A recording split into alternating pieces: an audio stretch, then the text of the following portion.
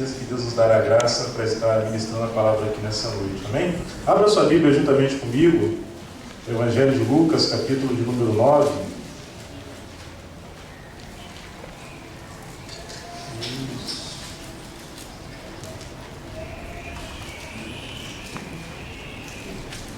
Evangelho de Lucas, capítulo de número 9.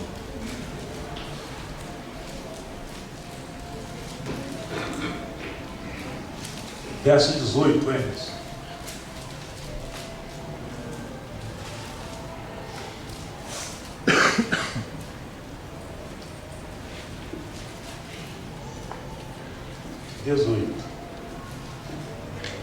Isso. Está em Lucas 9 mesmo? Lucas 9, 18.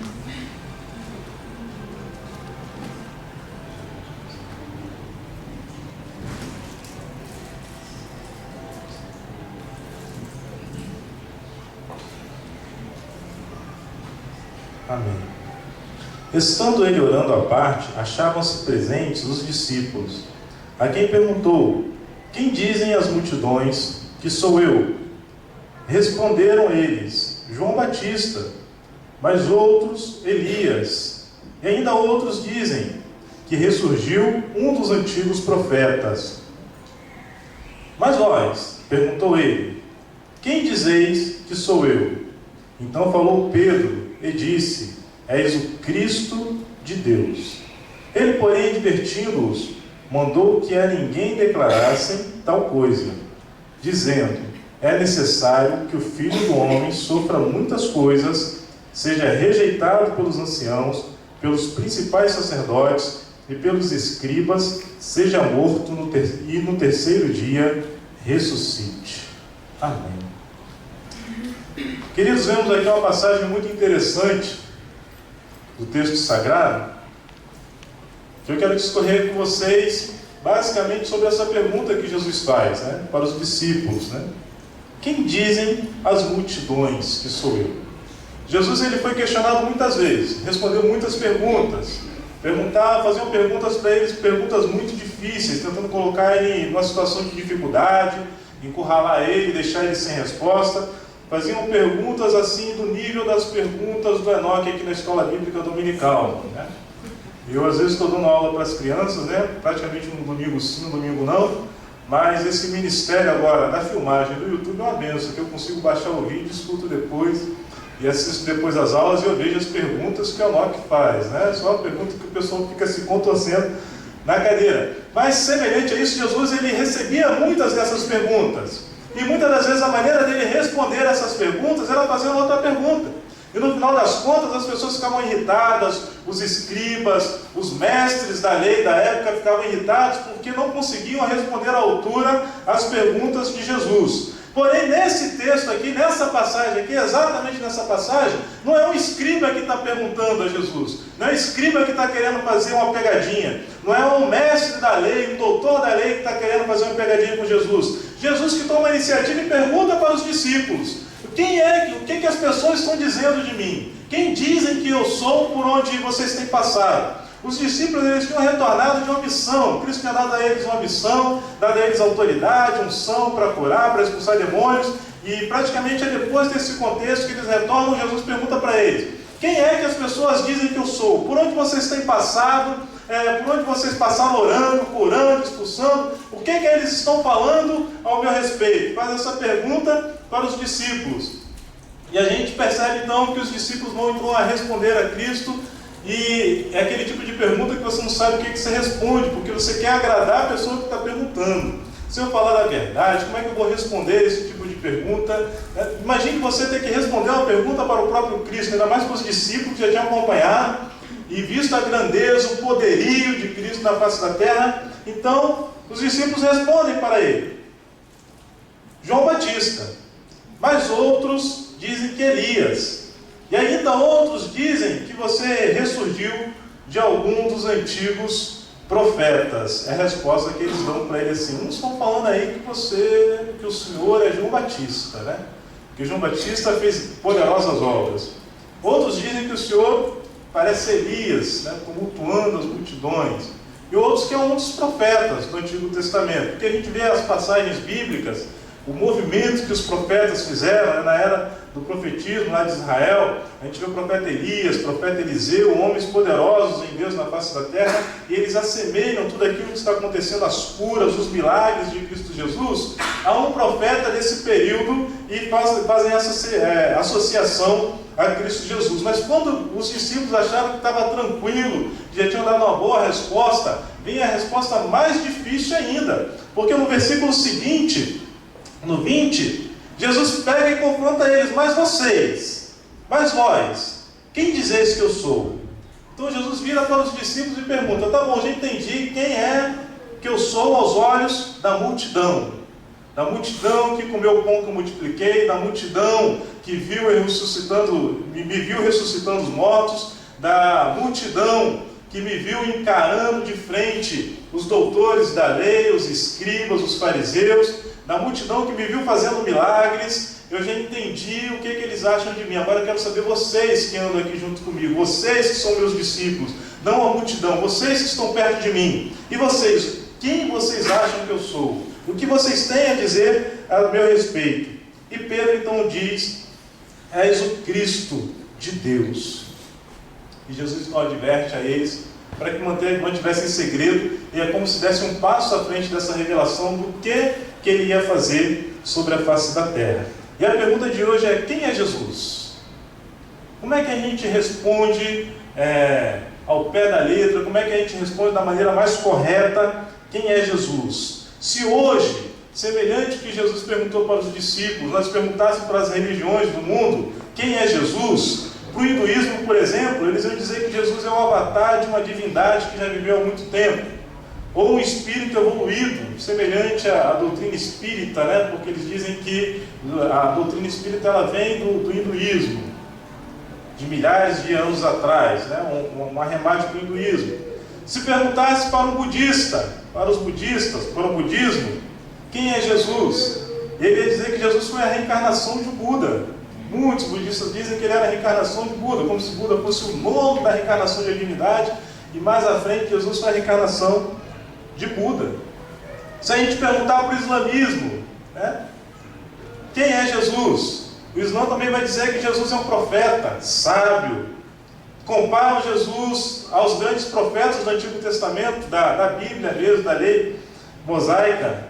Comparam Jesus a um grande profeta como Moisés, como Abraão, até mesmo como Elias, ao ponto de ser um profeta tão grande, capaz de conversar com o próprio Deus. Essa é a visão do Islã. Um dos maiores profetas, só não é maior do que o profeta Maomé. Se perguntarmos para o judaísmo, quem é Jesus? E na visão do judaísmo vai dizer também que ele era um sábio, alguém muito inteligente.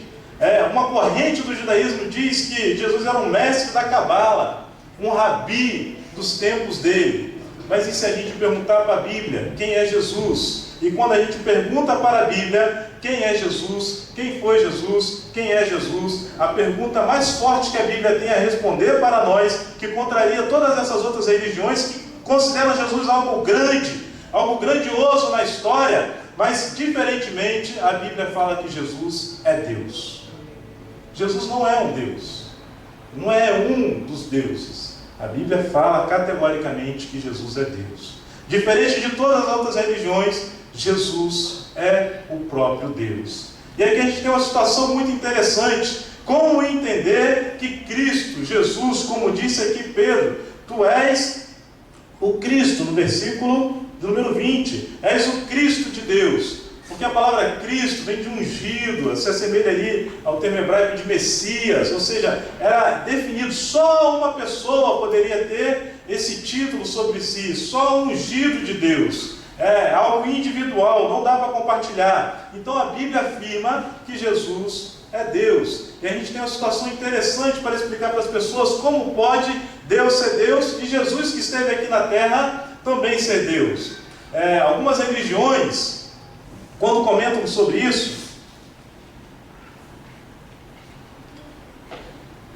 eles apontam o cristianismo até como se não fosse uma religião monoteísta, que tem mais de um Deus. Tem Deus Pai, tem Jesus e tem o Deus, o Espírito Santo. Mas nós entendemos que Jesus é Deus e Ele é um em Deus. A gente vê, por exemplo, na questão do Evangelho de João, logo no capítulo 1, versículo 1, quando diz que no princípio era o Verbo, e o Verbo estava com Deus, e o Verbo era Deus. E o Verbo era Deus. E a gente vê isso de uma maneira muito clara. Outra questão, se a gente perguntasse para um historiador quem é Jesus, ele ia apontar Jesus de uma maneira histórica, né? Jesus é uma pessoa muito importante que viveu e que dividiu o tempo, né, o mundo aqui no Ocidente, entre antes, o calendário entre antes e depois de Cristo. Mas quando a gente olha para a Bíblia, a gente olha logo em 1 João dizendo que no princípio era o Verbo, e o Verbo estava com Deus, e o Verbo era Deus. Jesus Cristo é Deus. Uma questão interessante, levantada pelos Testemunhas de Jeová, com todo respeito a todas as outras religiões que eu citei aqui, inclusive essa, que eles levantaram uma tradução, né? Fizeram uma tradução bíblica da Testemunha de Jeová. E um dos versículos que eles alteraram de uma maneira assim, grosseira, foi João capítulo 1, versículo 1, porque eles não acreditam que Jesus é Deus. Eles não creem que Jesus é Deus. Mas quando você pega os originais, você chega aquelas traduções que estão conosco, Jesus é Deus. Romanos capítulo 9, versículo 5, diz assim: deles são os patriarcas, e também deles descende o Cristo, segundo a carne, o qual é sobre todos, Deus bendito para todos sempre. Amém. Romanos capítulo 9, versículo 5. E o versículo, eu poderia citar aqui dezenas de versículos atestando a divindade de Jesus, mas um dos que eu mais gosto, talvez porque eu mais gosto, um dos livros que eu mais gosto na Bíblia, que é o que está em Hebreus, capítulo 1, versículo 8, diz assim: mas acerca do Filho, o teu trono, ó Deus, é para todo sempre o cetro de equidade. Então, quando a gente pergunta para a Bíblia quem é Jesus, a Bíblia nos responde: Jesus é Deus. Ele estava antes da criação do mundo. Uma coisa interessante que eu vi recentemente, um professor disse que foi dar aula numa sala, e antes mesmo de cumprimentar os alunos, era o primeiro dia de aula, ele escreveu no quadro de maneira bem destacada, grande: Deus não existe. Isso num curso de teologia, bem tradicional. Ele disse que foi cumprimentando a turma, deixou a frase lá e estava vendo, né, o semblante de todo mundo aterrorizado com aquilo. Meu Deus, mandaram um herege aqui para dar aula para a gente. Como é que o professor escreve um negócio desse no quadro? Deus não existe. Estava bem grande lá no quadro. Ele conversando, esperando que alguém perguntasse, e todo mundo com medo de perguntar: professor, qual é a tua? O que está pegando? Né? Por que tu está nessa? Como é que o senhor coloca no quadro: Deus não existe? E aí ele percebeu que a turma não ia perguntar, que era a primeira aula, ele não tinha intimidade com ele. Então ele deu uma explicação muito interessante. Que tudo aquilo que existe, um dia foi criado e passou a existir e pode um dia deixar de existir. Como Deus não foi criado, mas foi o Criador de todas as coisas, Deus não existe, Deus é. Por isso que Ele é o Verbo, Deus é. Jesus é o Verbo vivo de Deus, que habitou em carne entre os homens e nos dá a vida eterna. Deus não existe, Deus é. E quando a gente continua perguntando para a Bíblia quem é Jesus, a gente vem com uma outra sentença, encontramos na Bíblia muito defendida, que pode ser contraditório aos olhos daquele que não está disposto a ler a palavra de Deus, a aprender na palavra de Deus, quando diz que Jesus era um homem. Ele era Deus, ele é Deus, mas ele era também um homem. E quando a gente fala que Jesus também, Jesus Cristo, o homem, a gente entende que como Deus ele nasceu do Espírito Santo, mas como homem ele esteve na barriga de Maria. Como Deus ele é antes que o tempo começasse a ser contado, mas como homem teve o dia do seu nascimento, teve o parto de Maria. Como Deus ele sabe de todas as coisas, é presciente, onisciente, onipotente, mas como homem, é assim como eu e você, ele teve dor, teve frio, sentiu calor, sentiu medo, sentiu angústia, que a própria palavra de Deus nos diz que sentiu angústia, Isso aqui tem uma explicação muito clássica e muito clara. Fazia parte do plano de salvação de Deus para a humanidade.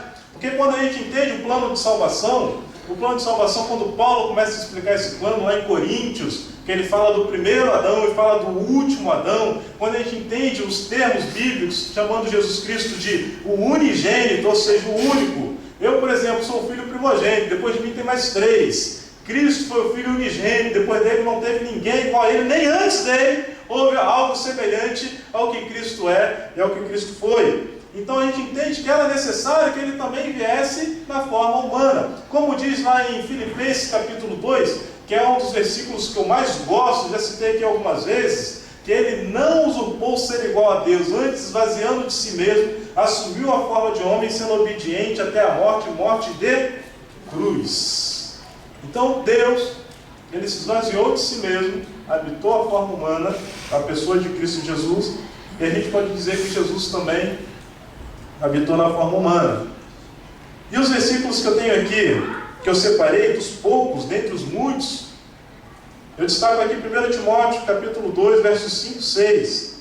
Porquanto há um só Deus, e um só mediador entre Deus e os homens, Cristo Jesus, homem, o qual a si mesmo se deu em resgate por todos, testemunho que se deve prestar em tempos oportunos. A gente entende quando Isaías, ele levanta uma sentença interessante dizendo: não sabeis vós que os vossos pecados fazem separação entre vós e o vosso Deus? Então havia uma ponte intranspassada. Ninguém conseguiria, um abismo, que ninguém conseguiria construir uma ponte para fazer ligação entre Deus e o homem novamente. E a gente entende essa teologia com Paulo, quando Paulo fala do primeiro Adão e fala do último Adão, que ele fala que o primeiro Adão pecou, e através do pecado entrou a morte. E depois o apóstolo Paulo ainda cita que todos pecaram, destituídos estão da glória de Deus. E a gente entende a necessidade de vir então um homem que viesse fazer a remissão desse erro que foi cometido por Adão, e o apóstolo Paulo lá em Coríntios chama ele de o último Adão. Hebreus também, falando sobre a questão de Jesus Cristo, homem, no capítulo 2, versículo 14, ele cita da seguinte maneira: visto, pois, que os filhos têm participação comum de carne e sangue, destes também ele igualmente participou, para que por sua morte destruísse aquele que tem o poder da morte, a saber, o diabo. Se Deus não se manifestasse na pessoa de Cristo Jesus como homem, não mataria a morte. Interessante esse termo, né? Alguns teólogos usam isso, porque chama a atenção, traz aquele impacto, mas acredite você, a gente pode usar esse termo com paz no nosso coração. Jesus matou a morte. Porque se a justiça de Deus veio sobre a humanidade por causa do pecado do homem, e através dessa justiça veio então a morte, como a gente vê lá que o homem não poderia viver para si porque pecou, a gente vê agora essa justiça sendo feita novamente de maneira revertida. Porque Jesus morreu, mas ele não poderia morrer porque ele não tinha nenhum pecado. Então ele destruiu a morte para que nós tivéssemos vida. A gente pode levantar várias sentenças na Bíblia sobre quem é Jesus. Quando a gente pergunta quem é Jesus para a Bíblia vai nos responder, vai nos ter várias respostas que se complementam umas a outras, que se somam umas a outras. Mas eu quero passar agora para o ponto, levantei só essas duas, que a Bíblia responde que Jesus é Deus e que Jesus também era homem, 100% homem. Tanto é que ele comia com os discípulos. Tanto é que depois de ressuscitar, ele comeu novamente junto com os discípulos. Tanto é que depois de ressuscitar, Tomé havia falado: eu só creio se eu colocar a mão nele, lá do lado. E Jesus chega para Tomé e manda ele tocar. Então a gente entende que Jesus, de fato, era também um homem. Era o Deus que se fez homem, que se encarnou e se fez homem, para cumprir esse plano da salvação. E agora eu quero perguntar para você o seguinte, porque a nossa religião, o cristianismo, é uma religião pessoal. Embora o nosso Deus seja um Deus tão grande, um Deus tão poderoso, um Deus que criou os céus e a terra, o universo, as estrelas, ele é um Deus que escuta você de uma maneira individual. Eu estou aqui hoje pregando a palavra, explicando o texto bíblico. Temos aqui homens que Deus tem levantado, aqui capacitado, como Otacília, Enoque, o pastor, para te explicar o texto bíblico, mas na verdade para você se relacionar com Deus, você não precisa de nenhum de nós, você precisa de apenas Jesus Cristo, mediador entre Deus e os homens, Jesus Cristo o homem. Então é uma religião pessoal, Deus se relaciona com você. E eu quero te perguntar nessa noite, se Jesus perguntasse para você, e você, o que você diz que eu sou? O que Cristo é para você? Você lembra de Jesus só quando você vem para a igreja no domingo? Quando está na hora, a gente tem que ir para a igreja hoje, vamos trocar nossa roupa? Vamos arrumar a roupa que a gente vai para a igreja? Vamos escolher a roupa que a gente vai para a igreja? Você lembra que Cristo é o seu Deus apenas no meio da semana, quando tem um culto da semana? Você entende a grandiosidade de Jesus e o quanto dessa grandiosidade de Jesus participa no dia a dia, na sua semana, dia após dia, com você? Imagina se Cristo, o próprio Jesus, perguntasse para você hoje: e você? Quem eu sou para você? O que dizes que eu sou? E você, o que você pensa de mim? Será que a sua atitude, a minha atitude, a nossa atitude de cristão, a nossa maneira de viver, o nosso dia a dia, a nossa maneira de falar, ela está coerente com aquilo que a gente professa, do que Cristo de fato é para a gente? Porque responder uma pergunta com palavras bonitas é muito fácil, mas essa resposta está coerente com aquilo que a gente tem vivido no dia a dia, com aquilo que a gente assiste, com aquilo que a gente conversa, com a maneira que a gente trata a nossa esposa, trata o marido, com a maneira que a gente educa o nosso filho. Está sendo coerente com aquilo que você fala que Jesus é para você? Imagine se o próprio Jesus estivesse te perguntando. Querido, não está muito longe, isso é uma realidade. Eu posso afirmar aqui sem forçar, Jesus pode estar perguntando para você: e você, o que eu sou? E como você tem respondido? O que eu sou para você? Imagina Jesus perguntando para o irmão Milton, que hoje completa 84 anos: Milton, o que eu sou para você? Imagina Jesus perguntando para o Mohamed, os dois: o que eu sou para você? Imagina Jesus perguntando para o Gilmar, que está lá em cima, meu amigo, camarada: o que eu sou para você? A sua atitude tem correspondido às palavras que sairiam da sua boca? Tem tido um alinhamento daquilo que você fala? Porque é bonito falar: não, Jesus Jesus fez, Jesus é lindo falar para as crianças: olha, Jesus te ama, falar para os irmãos: Jesus te ama, falar para a pessoa na rua: Jesus te ama, Jesus é amor. Mas há uma correspondência de fé e de prática daquilo que eu respondo se Jesus perguntasse para mim quem eu sou?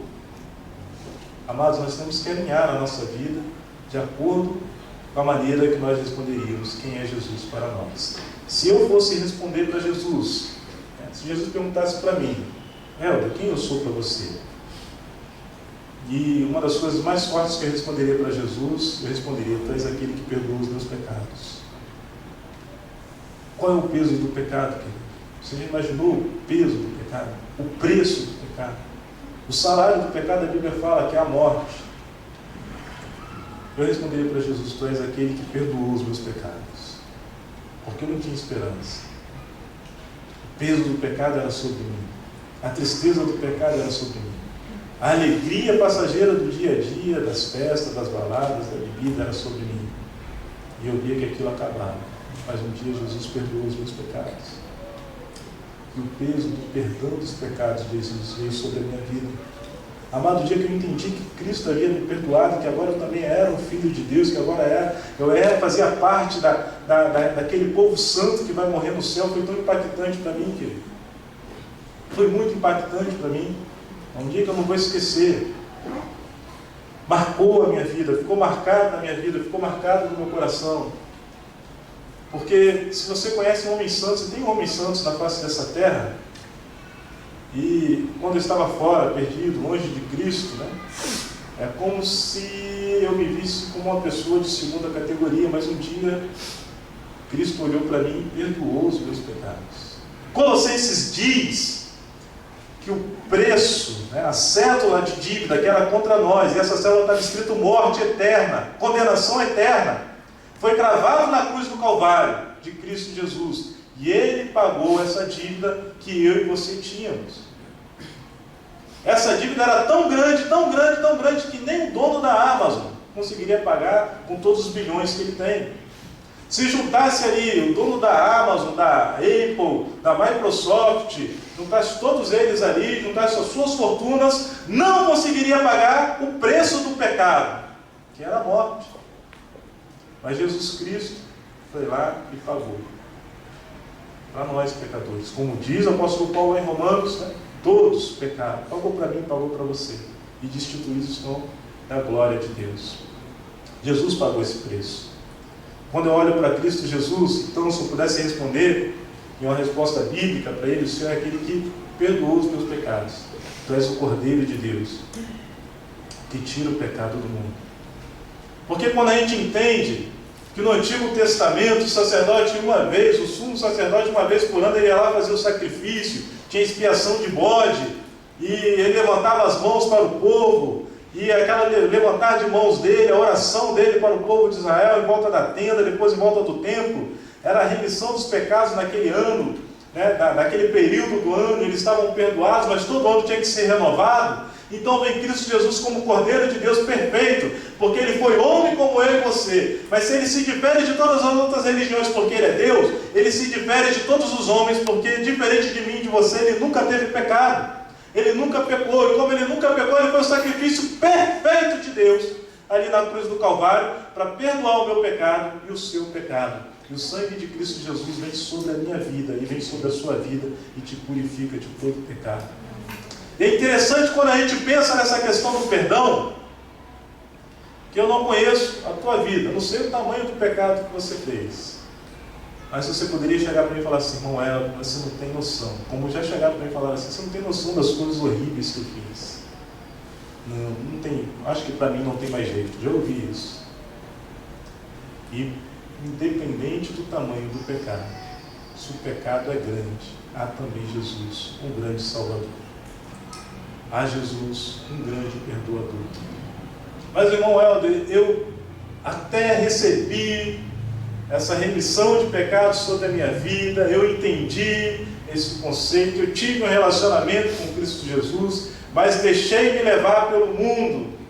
E parece que eu fiz coisas piores do que antes de eu conhecer a verdade das Escrituras. Um outro atributo de Jesus e de Deus é que Ele é misericordioso, e Ele está pronto para te perdoar novamente. Ele te garante perdão aqui nessa noite.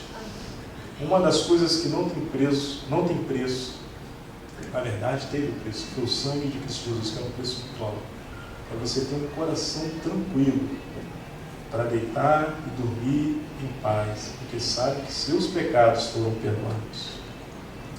E quando a gente pensa nessa questão do pecado, o menor pecado possível, né? Imagina aí um pecadinho, né? Deixa eu perguntar para quem aqui poderia me dar um exemplo de um pecado bem pequeno, né? Glenda, dá um exemplo de um pecado bem pequeno. Viu? Vocês são não. Por exemplo, no trabalho, o telefone tocar e de repente seu chefe falar, não, diga que eu não estou. Maravilha. Eu precisava mesmo de um exemplo e precisava de beber água. Eu juntei as duas coisas. O exemplo da Glenda foi o seguinte: se ela está no trabalho e o telefone toca, e é para o chefe, e o chefe fala, estou para mim e diz que eu não estou. Ou seja, um mentirinho, bem pequenininho. Imagine que esse pecadinho, como ela citou como exemplo, fosse o maior pecado da face da terra. O pior pecado da humanidade fosse esse. Não ia ter assassinato, não ia ter roubo, nada disso acontecia na terra. O pior da humanidade fosse esse pecado, a mentirinha. Se ainda assim fosse esse pecado, o pecado mais terrível da face da terra, ainda assim era necessário que Cristo viesse e morresse por mim e por você. Jesus Cristo morreu para perdoar os nossos pecados, todos os nossos pecados. Ele quer transformar a nossa vida e o nosso coração. E a partir do momento que você entrega a sua vida a Cristo, que Ele entra no teu coração, que você confessa a Cristo como Senhor e Salvador, é instantâneo que os seus pecados são perdoados. Você se torna uma nova criatura e você se torna participante do reino de Deus. Eu morava em Fortaleza, no Ceará. E eu estava com uns amigos assim que eram crentes, né? Alguns colegas que eram crentes. Estava fazendo um curso, morei um ano lá em Fortaleza, meus pais no Rio de Janeiro. Minha mãe crente, muito crente. Pense na mulher crente. Multiplique isso aí por 2. Agora leva ao quadrado. É minha mãe, muito crente. E ela sempre orava. Eu lembro que quando eu fui para essa jornada, ela me deu um Novo Testamento. Toma aqui, Eudinho. Leia de vez em quando, Deus vai falar com você. E ficou lá no armário, no canto, escondido, esquecido, Novo Testamento. Mas chegou um belo dia em que um jovem chegou do meu lado, né, depois do final de um culto. Eu ia praticamente obrigado para o culto. Por quê? Ou eu ia para o culto e eu tinha que ficar estudando aquilo que eu estudei o dia inteiro. Eu estava no regime de internato, né, no curso militar. Então, uma vez por semana tinha um culto, era na quinta-feira. Então, eu distraía a mente, só saía na sexta-feira, no domingo à noite voltava, passava de segunda a sexta lá dentro do curso, né? Então, eu vou lá para o culto, pelo menos ouvir uma música, vou ver gente diferente, ver gente de fora, né? E nesse dia chegou um garoto perto de mim, no final do culto, e falou assim: vem cá, você não quer entregar a sua vida a Cristo? E aí eu respondi para ele, dentro das muitas respostas, né, que a gente tem quando alguém faz essa pergunta para a gente: você não está em Cristo, não está na igreja? Eu já tinha uma